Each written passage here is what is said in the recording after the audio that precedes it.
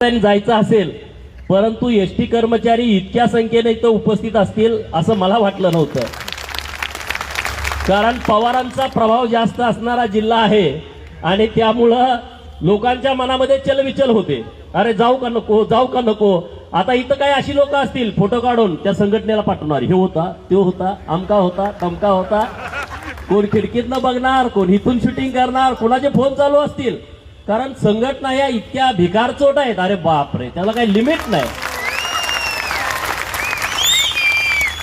कर्मचाऱ्यांच्या वरती अन्याय सरकारपेक्षा जास्त संघटनाने केलाय. बरोबर का चुकीचं आहे? किती संघटना आहेत? 22 संघटना आहेत. पण या 22 संघटनापेक्षा जास्त पापाचे धनी हे माननीय शरदचंद्र पवार साहेबांच्या नेतृत्वाखाली मान्यता प्राप्त जी संघटना आहे ती पापाची धनी जास्त आहे. बरोबर का चुकीचं? हे महाविकास आघाडीवाले येडे झालेत, त्यांना काही कळना. मागच्या 10 मार्चला आमचं अधिवेशन संपलं मुंबईमध्ये आणि मी मुंबईतून पुण्याला आलो. पत्रकार भवन मध्ये एका पुस्तकाचं प्रकाशन होतं आणि त्या कार्यक्रमाला 11 मार्चला मी आलो. आणि तिथं आल्यानंतर माझे काही युवा मित्र आहेत, तिथं आता अरविंद ओलेकर आहेत, त्यांचे सगळे मित्र आहेत, आमचा चौरे आहे, की ही मुलं येऊन मला भेटली आणि म्हटली की सरकारचं असाच एक नोटिफिकेशन आलंय की 14 तारखेला होणारी परीक्षा सरकारनं 6व्यांदा रद्द केली आहे. बघा, मी कुठून आलोय? मुंबईतून. अधिवेशन संपलं 10 तारखेला. 11 तारखेला पुस्तकाच्या प्रकाशनासाठी आलोय पत्रकार भवनला आणि तिथं हे माझे सगळे युवा सहकारी भेटले की सरकारनं 6व्यांदा एमपीएससी ची परीक्षा रद्द केली आहे. मी म्हटलं थांबा, आपण प्रकाशन संपू आणि आपण तिकडे विद्यार्थ्यांशी जाऊन चर्चा करू. अहिल्या देवी लायब्ररी आहे, तिथं चर्चा करायला आलो. तिथं मला 100-150 मुलं भेटली आणि त्यांच्या भावना मी जाणल्या आणि ठरवलं की आपण आता आंदोलन करायचं आणि रस्त्यावरती बसायचं. दुपारी आम्ही तिथं मला वाटतंय 10-11 वाजता सकाळी बसलो असेल, रात्री 9 वाजेपर्यंत आम्ही तिथं होतो. आणि मग हे म्हणायला लागले की भाजप यामध्ये राजकारण करतोय, विद्यार्थ्याची माती भडकावतोय. आता कुठं काय, हे काय प्लॅन होता? हे काय नियोजन होतं? जसं एमपीएससीच्या आंदोलनामध्ये हे आमच्यावरती आरोप करत होते की भाजपवाले विद्यार्थ्यांची माती भडकावतायत, आता 50 वर्ष एसटी कर्मचाऱ्यांच्या वरती अन्याय केल्यानंतर सुद्धा जर या महाराष्ट्रातला एसटी कर्मचारी जागा होत असेल तर हे सरकार म्हणतंय गोपीचंद पडळकर आणि सदाभाऊ तुमची डोकी भडकावतो. आम्ही भडकवतो का तुमची डोकी? जोरात आवाज येऊ द्या सगळे मीडियावाले. आम्ही तुमची डोकी भडकावतो? नाही भडकावत. कारण आमच्याकडे जेव्हा एसटी कर्मचारी आले माझ्या आटपाडी डेपोतले, तेव्हा मी त्यांना विचारत होतो तुमच्या नेमकं कसं चालतंय, पगार किती आहे, काय आहे. जेव्हा त्यांच्याकडून हे सगळी भीषणता लक्षात आली की 30-30 वर्ष काम केल्यानंतर सुद्धा त्या माणसाच्या हातामध्ये 10,000 रुपये पगार येत नसेल तर एसटी कर्मचाऱ्यानं काय करायचं सांगा? 400 किलोमीटर प्रवास करायचा. तिथं स्वारगेटला आता जाऊन बघा, आतमध्ये झोपायची सोय कशी आहे बघा, त्या डासामध्ये, मच्छरमध्ये, घाणीमध्ये. तिथले टॉयलेट जाऊन बघा, तिथं हा आमचा ड्रायव्हर झोपतो, तिथंच खातो, शिळ्या भाकरी, आजच्या भाकरी उद्या खातो. आणि तरी सुद्धा ह्यांना कधी वाटलं नाही की ह्याला पगार सरकारला मिळतो, राज्य सरकारच्या कर्मचाऱ्याला तेवढा पगार ह्यांना द्यावा. असं का नाही यांना वाटत? का नाही यांना, यांच्या मनाला लाज वाटत नाही? आणि मग 2020चं जे अधिवेशन तुमचं कोल्हापूरला झालं, त्या अधिवेशनामध्ये कोण आलं होतं? शरद पवार साहेब. आणखी कोण होतं? अनिल परब साहेब. दरवर्षी यांचं अधिवेशन होतं आणि त्या अधिवेशनामध्ये शरदचंद्र पवार साहेबांचं भाषण असतं की या महाराष्ट्रातल्या एसटी कर्मचाऱ्यांना राज्य सरकारच्या कर्मचाऱ्याला जे मिळतं ते मिळालं पाहिजे. देणार म्हणत नाहीत, मिळालं पाहिजे. मग देणार कोण? सत्तेमध्ये तुम्ही, संघटना तुमची. आणि कर्मचाऱ्याने खाल्ल्या टाळ्या वाजवायच्या. पवार साहेबांचा जिंदाबाद. अनिल परब साहेब तुम आगे बढो. अनिल परब साहेबांचं पण भाषण होतं तिथं की आम्ही आता अभ्यास करतोय. आता 2 वर्ष झाली, अभ्यास झाला नाही. पवार साहेब म्हणले होते की आपण 2 जण व्यासपीठावरती आहे, मी उपमुख्यमंत्री आणि अर्थमंत्र्याची जबाबदारी घेतो, अनिल परब आणि मुख्यमंत्र्याची जबाबदारी घ्यावी आणि 15 दिवसामध्ये विलिनीकरण करावं. असं कोण म्हटलं होतं? मग पवारांचे 15 दिवस अजून झाले नाहीत का? 2 वर्ष झाली तरी 15 दिवस होत नाहीत का? 2019च्या जाहीरनाम्यामध्ये तुम्ही लिहिता, जर आमची सत्ता महाराष्ट्रामध्ये आली तर आम्ही एसटी कर्मचाऱ्यांचं विलिनीकरण करू. हे भाजपवाल्याला विचारून तुम्ही लिहिलं होतं? आम्ही भाजपवाले माती भडकावतोय. मग 2019चा जाहीरनामा तुम्ही काय गांजा पिऊन केला होता का दारू पिऊन केला होता? कुणी लिहिलं होतं त्यामध्ये? म्हणजे तुम्हाला एसटी कर्मचाऱ्यांची मतं पाहिजेत, एसटी कर्मचाऱ्याच्या घरातली मतं पाहिजेत, एसटी कर्मचाऱ्याच्या सासरवाडीतली मतं पाहिजेत, एसटी कर्मचाऱ्याच्या मेहुण्याचं मत पाहिजे, एसटी कर्मचाऱ्याच्या मेहुणीचं मत पाहिजे, एसटी कर्मचाऱ्याच्या साडवाचं मत पाहिजे. म्हणून तुम्ही जाहीरनाम्यामध्ये लिहिता आणि जेव्हा एसटी कर्मचाऱ्यांना द्यायची वेळ येते तेव्हा हात वर करता. काल ते विदर्भामध्ये होते, तिथं काय म्हणतायत? अनिल देशमुखांच्या तासाचा हिशोब भाजपला चुकता करावा लागणार. अनिल देशमुख कोण आहे? देव आहे? कोण आहे अनिल देशमुख? अरे ज्या अनिल देशमुखांनी या महाराष्ट्रामध्ये 100 कोटी रुपये बारवाल्याकडून महिन्याला घ्यायचं फरमान सोडलं. एका महिन्याला मुंबई मधल्या बारवाल्याकडून तुम्हाला 100 कोटी मिळू शकतात आणि आमच्या एसटी कर्मचाऱ्याला 200-400 कोटी वाढतील वर्षाला, ते तुम्हाला देता येत नाही. तिथं तुमचं डोकं चालत नाही, तिथं तुमची मती गुंग होते. अरे ह्या एसटीतला भ्रष्टाचार इतका भ्रष्टाचार आहे ना, एवढा भ्रष्टाचार दुसरीकडे कुठं होत नाही. टायर नवीन मानून पाठवायचे, रिमोल्ड करून पाठवायचे. कसा टायर टिकल का? पंक्चर झाला तर ड्रायव्हरनं पैसे भरायचे. असा कुठं जगात कायदा असतो का हो? असतो का सांगा? एसटीचा टायर पंक्चर झाला तर ड्रायव्हरनं खिशातले पैसे घालायचे. एसटी कुणी दगड मारला ड्रायव्हरनं पैसे घालायचे. कंडक्टरच्या गल्ल्यात 1 रुपया वाढला दंड, 1 रुपया कमी झाला दंड. अरे माणूस आहे, चुकबुल देणं घेणं. मोठ्या मोठ्या दुकानात लिहिलेलं असतं चुकबुल देणे घेणे. अरे कंडक्टरला 50 चढ देती, 50 उतार देती, एखादं तिकीट काढत नाही, गप्पच बसते. कंडक्टरनं 10 वेळा विचार तिकीट काढलं का? तिकडं गप्प बसते. मग आता कंडक्टरनं काय करायचं? कंडक्टरनं काय करायचं? तोवर त्याचा स्टॉप येतोय उतरायचा आणि मग त्याला सापडला 100 पाट दंड. किती? जर समजा सांगलीचा गडी पुण्यापर्यंत यायला बसला, किती सांगली ते पुणे तिकीट? 300 रुपये. जर बिना तिकीटचा घावला 100 पट दंड. म्हणजे आता ह्याचं किती पगार गेले बघा. दुसऱ्यांदा घावला 200 पट दंड. बरोबर ना? काय चुकलं तर समजून घ्या, मी नवीन गडी आहे. तिसऱ्यांदा सापडला 300 पट दंड. म्हणजे काय परिस्थिती आहे सांगा. आणि म्हणून मला अभिमान आहे या गोष्टीचा. ज्या दिवशी आम्ही तुमच्या बरोबर आंदोलनामध्ये पडलोय, या महाराष्ट्रातल्या खेडेगावातल्या लोकांना आणि शहरातल्या माझ्या माय माऊलींना सुद्धा कळालं की एसटी कर्मचाऱ्यांच्या वरती प्रचंड मोठा अन्याय होतोय आणि यामध्ये कुठेतरी बदल झाला पाहिजे. 45 रुपये एका महिन्यामध्ये पगारातून कट केले जातात मृत्यू फंड म्हणून. आतापर्यंत किती मेले आणि त्यांना किती पैसे दिले हो याने? बघा, 45 रुपये एका पगारातून. 1 लाख कर्मचारी एका महिन्याला 45 लाख कट होतात. 1991 पासून 2021 पर्यंत 30 वर्ष झाली हा निधी कट होतो. एकाला सुद्धा पैसे दिले नाहीत. रोज 65 लाख प्रवासी प्रवास करतात आणि प्रत्येक एका तिकिटामागे 1 रुपया कट केला जातो. दिवसाला 65 लाख, महिन्याला 19.5 कोटी, वर्षाचे किती झाले आणि महामंडळाच्या निर्मितीपासून किती झाले? पैसे गेले कुठं? तरी सुद्धा म्हणतोय एसटी कर्मचाऱ्याचा पगार द्यायला आला, एसटी तोट्यात आहे, एसटी तोट्यात आहे, एसटी तोट्यात आहे. अरे एसटी तोट्यात कशी असू शकते?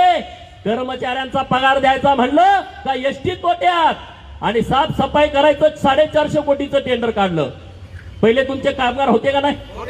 पहिले ह्यांचे कामगार होते, परत ह्यांनी टेंडर काढलं 450 कोटीचं. ह्यांचा पगार देण्या अगोदर त्यांचं 450 कोटी देतात. ते पैसे कुठून येतात हो? कुठून येतात? 72 वर्ष झाली एसटी महामंडळाची निर्मिती होऊन. आजपर्यंत 50 लाखाची चोरी झाली ना एसटी मध्ये अख्ख्या महामंडळाचा विचार केल्यानंतर. आणि या सरकारनं मागच्या टेंडर काढलं दिवाकर रावते साहेबांनी. एसटी डेपोतनं पैसे घ्यायचे आणि बँकेत जाऊन भरायचे. किती कोटी? 9 कोटीचं टेंडर. बघा, 50 लाखाची चोरी नाही अजून महामंडळ झाल्यापासून. आणि चोरी होऊ नये म्हणून 9 कोटीचं टेंडर वर्षाला. आता हे असंच इतके पैसे द्यायचे. वायफाय घातलं गाडीत. वायफाय आता काय कुणाकडे वायफाय असतं का? 5 किलोमीटरला स्टॉप येतोय, तिथं वायफाय बसवलं, महिन्याभरात डबडी गायब झाली. आता कुणाच्या आहे का एसटीत वायफाय? आहे का सांगा? आणि म्हणून सरकारला आम्ही म्हणतोय की तुम्ही एसटी मध्ये हे लिकेजेस थांबवा. जे राज्य सरकारच्या कर्मचाऱ्याला मिळतो ते एसटी कर्मचाऱ्यांना द्या. काल आम्ही सगळा तुम्हाला आराखडा दिला, कुठल्या राज्यामध्ये कुणाला किती बेसिक मिळतंय, किती पैसे मिळत आहेत, आणि त्या सगळ्या महामंडळाचा विचार केल्यानंतर महाराष्ट्रातल्या कर्मचाऱ्यांना सर्वात कमी बेसिक मिळतं. आपल्यापेक्षा छोटी छोटी राज्य आहे, हिमाचल प्रदेश, हरियाणा, कर्नाटक, आंध्र प्रदेश, आपल्यापेक्षा छोटी राज्य आहेत लोकसंख्येनं, त्यांच्या क्षेत्रफळानं, त्यांच्या बजेटनं, आणि एसटी महामंडळ सुद्धा छोटा आहे तरी सुद्धा आपल्यापेक्षा जास्तीचा पगार त्यांना मिळतो, पण आपल्याला तो पगार मिळत नाही मित्रांनो. आणि म्हणून तुमच्यामध्ये आता पहिल्यांदा जाणीव झाली का नाही सांगा? संघटनाच्या नादाला लागाल का? परत लागाल का सांगा? तो संघटनाचा पदाधिकारी आहे, त्याचं पोरग फॉरेनला शिकतं आणि आमच्या पोराला महानगरपालिकेमध्ये जायला दप्तर मिळत नाही. अरे माझ्या एसटी कर्मचाऱ्याच्या त्या आईला आणि त्या वडिलाला वाटत नाही माझा पोरगा डॉक्टर व्हावा, माझा पोरगा इंजिनियर व्हावा, माझ्या मुलीच्या लग्नाला स्थळ आल्यानंतर तिला चांगलं स्थळ मिळावं आणि तिच्या लग्नामध्ये तिची हौस भागवावी, त्याला वाटत नाही? माझी मुलगी सुद्धा शाळेला जाताना चांगल्या गाडीवरती जावी, वाटत नाही त्याच्या बापाला, त्याच्या आईला वाटत नाही? अरे तो रात्रंदिवस कष्ट करतोय, हाडाची काढा करतोय, आणि जेव्हा घराकडे येतो तेव्हा त्याला मनस्ताप होतो. या लोकांनी जेवढ्या आत्महत्या केल्या, पातळीच्या पोराने आत्महत्या केली, काय केली? एसटी मधनं एक दिवस मुक्कामी गेला होता आणि दुसऱ्या दिवशी घराकडे आला, आणि जेव्हा संध्याकाळी घराकडे आला तेव्हा पोरग पळत गेलं, पप्पा पप्पा पप्पा आपल्या घराची लाईट तोडली म्हटले, वीज बिल भरला नाही म्हणून. बाप घरामध्ये गेला, पिशवी ठेवली आणि कासरा घेतला आणि फास लावून घेतला. मित्रांनो, याच्यासारखी दुसरी शोकांतिका कुठली असू शकत नाही. दुसरी एक आत्महत्या घडली, का घडली? तो एसटी ड्रायव्हर होता, 2 दिवसाची ड्युटी संपल्यानंतर घराकडे आला आणि लहान 6 वर्षाचं पोरग पळत आलं, बाबा बाबा मला काही खायला आणलं का? आणि त्या पिशवी ओढायला लागलं. त्या बाबाच्या डोळ्यातनं अश्रू आले की पगार झाल्यानंतर 1 तासाच्या वर खिशामध्ये पैसे राहत नाहीत, बाळा मी तुला कुठून खायला आणू? आणि घरात गेल्यानंतर त्या बिचाऱ्याच्या मनाला वाईट वाटलं आणि खोलीचं दार बंद केलं आणि पंख्याला गळफास लावून घेतला आणि आत्महत्या केली. तरी सुद्धा माननीय शरद पवारांना, माननीय अनिल परबांना या एसटी कर्मचाऱ्यांची दुखणी जर कळत नसतील, 38 चित्ता पेटलेल्या अजून विजया नाही, 38 लोकांच्या आत्महत्या झाल्या, अजून त्या चिता पेटत्या, त्या अजून विजल्या नाहीत. परवा अक्कलकोट वरून सोलापूरला निघालेल्या एसटी स्टँड मधनं जी गाडी भरून गेली ती गाडी पलटी झाली आणि 5 लोकांचा त्यामध्ये मृत्यू झाला.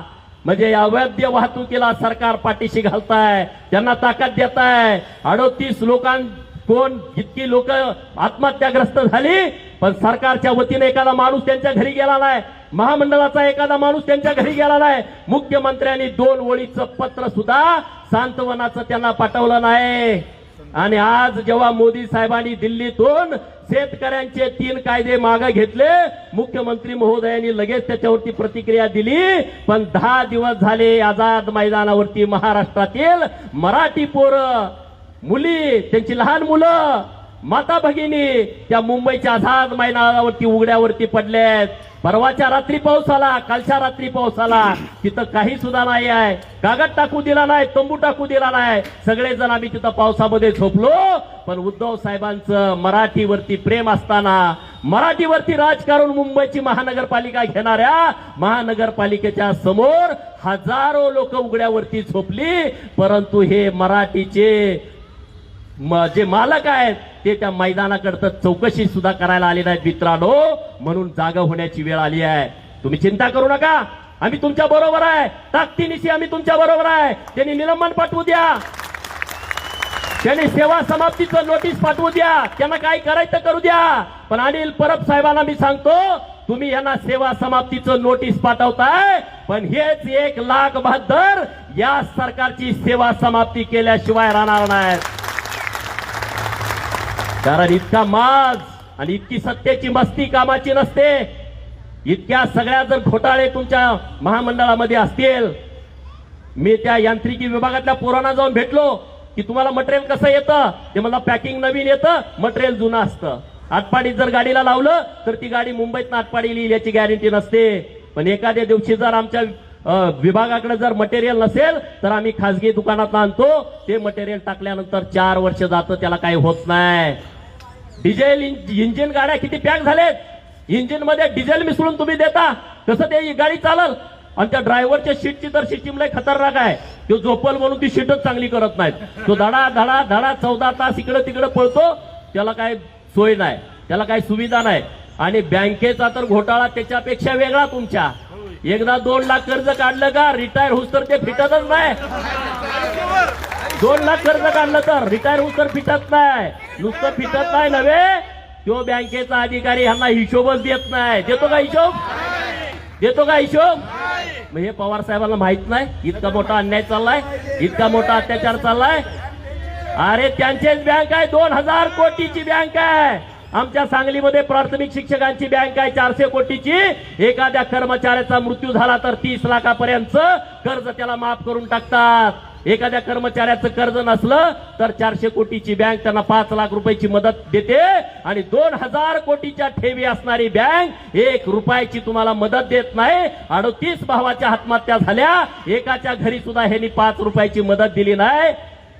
इतक्या चुकीच्या पद्धतीनं जेव्हा हे काम करतात आणि तरी सुद्धा तोंड मोठं करून आम्हाला म्हणते की आम्ही राजकारण करतोय, भाजपवाले राजकारण करतायत, भाजपवाले राजकारण करतायत. अरे आम्ही विरोधी पक्षामध्ये आहे, गद्दारीनं तुम्ही आम्हाला विरोधी पक्षामध्ये बसवलाय. या महाराष्ट्रातल्या लोकांनी देवेंद्र फडणवीस साहेबांना महाराष्ट्राचं मुख्यमंत्री म्हणून जन्मात दिला होता, आम्हाला विरोधी पक्षात बसवलाय. आम्ही विरोधी पक्षाचं काम प्रामाणिक करतोय. या महाराष्ट्रातल्या एखाद्या घटकावरती अन्याय झाला तर आम्ही बोलायचं नाही. 38 आत्महत्या झाल्यानंतर आम्ही काय घरी झोपू का? झोप लागेल का? अरे तुम्हाला एक मुर्दाड आहे, तुम्हाला झोपा लागतात. अनिल परबांना झोप लागते. 10,000 लोक आझाद मैदानावरती उघड्यावरती झोपतायत, तरी ते निवांतपणे झोपतायत आणि रोज काहीतरी पुढे सोडतायत मीडियाच्या माध्यमातून. आज तर काय सांगितलं, चर्चा कुणाशी करायची, चर्चा कुणाशी करायची हे नेतृत्वहीन आंदोलन झालंय. बघा भाषा, काल संध्याकाळी 7 वाजता काय चाललंय, खाजगीकरण, पुड्या सोडायच्या, पुड्या, म्हणजे तुमच्यात काहीतरी संभ्रम निर्माण व्हावा. पण गडी एवढं तयारीचं झाले, त्याला म्हणजे तुम्हाला काय करायचं ते करा. मी आझाद मैदानावरती आम्ही 24 तास असतो. आम्ही विचारतो अरे काय करायचं, हटायचं नाही, काय करायचं, हटायचं नाही. हे जसं सांगतील तसं आम्ही घाटे साहेब वागतोय. आमचं आम्ही तुम्हाला काय सांगतोय का? तुम्ही सांगाल तसं चाललंय, कारण तुम्ही ड्रायव्हर आहात, तुमच्या मागे आम्ही काय असेल ते. पण सरकारला मानगुटीवरती बसून आपण निर्णय करून घेतल्याशिवाय राहायचं नाही. कारण आता खाजगीकरण म्हणत त्यांचा पवारांचा जागेवरती डोळा असेल अशी मला जरा शंका यायला लागली आहे. जागा तर एसटीच्या नावावर आहेत का त्यांच्या नावावर आहेत? बघा उतारा काढून उद्या. यांची गॅरंटी नाही. कधी तलाट्याला हाताशी धरून, तहसीलदारला हाताशी धरून काळा बाजार करतील ह्याची गॅरंटी नाही आहे. आणि म्हणून सगळीच लोक आता बाजूला पडायला लागले. जेवढ्या बाकीच्या संघटना आहेत ती लोक कावऱ्या बावऱ्या बघायला लागलेत. संघटनावाले आजपर्यंत रुबाबात फिरत होते, एसी गाडीत येत होते. आता त्याच्या बायकोला आणि पोराला सुद्धा वाटत असेल अरे हो माझा बाप आहे म्हणून सांगायला नको, सगळ्या लोकांना कळालंय.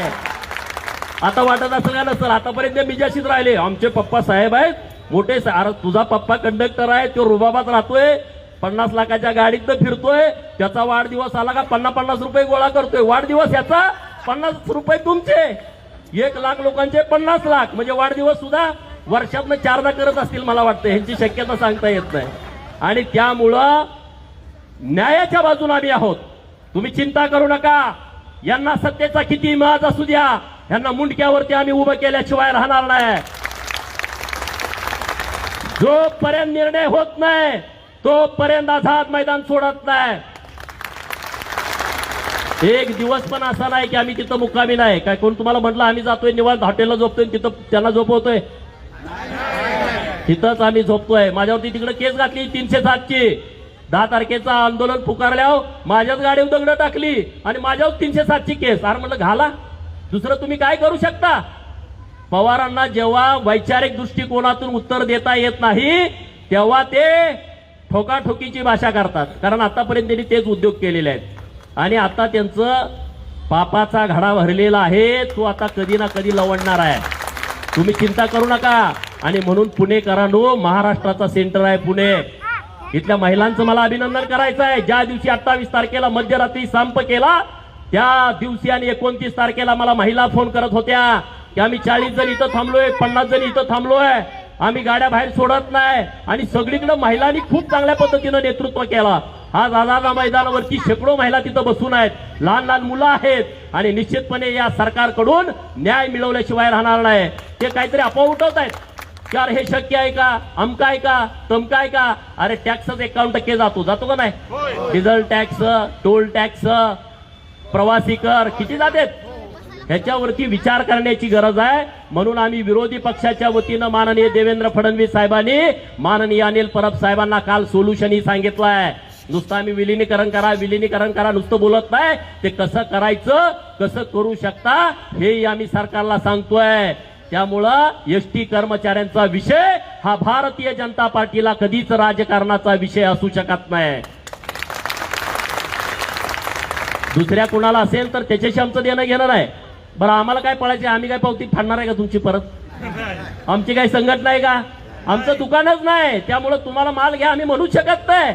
आम्ही तुमच्या बरोबर ठामपणे उभा आहोत यासाठी, कारण मानवतेच्या दृष्टिकोनातून हे 100% चुकीचं तुमच्या बाबतीमध्ये घडताय आणि ते पुढे घडलं नाही पाहिजे. आणि त्यासाठी आता आवाज उठलाय नाही सांगा राज्यामध्ये? ह्याच्या अगोदर असं कधी आंदोलन झालं होतं? ह्याच्या अगोदर कधी कर्मचारी इतका संघटित झाला होता?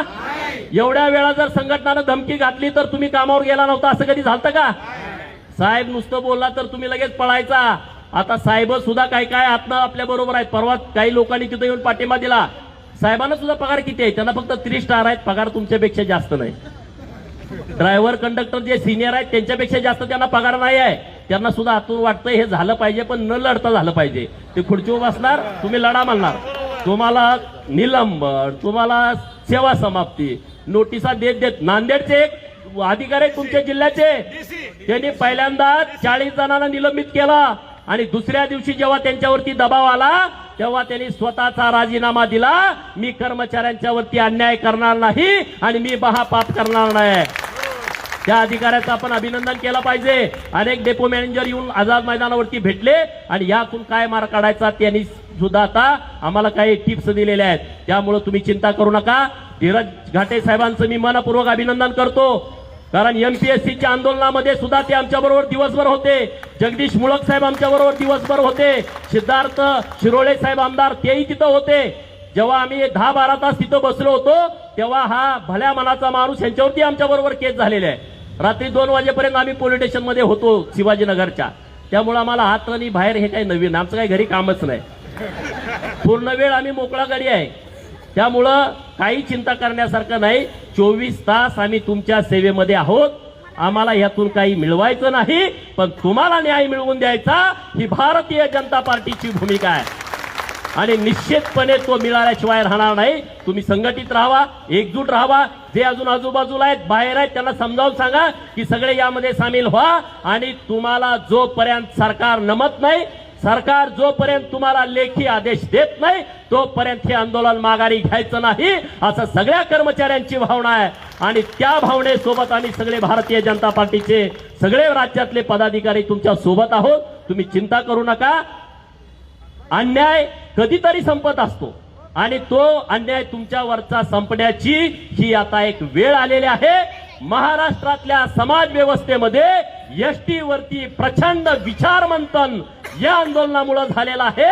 आणि कोर्टानं सुद्धा सांगितलं, सरकारनं सांगितलं होतं की हा संप बेकायदेशीर ठरवा.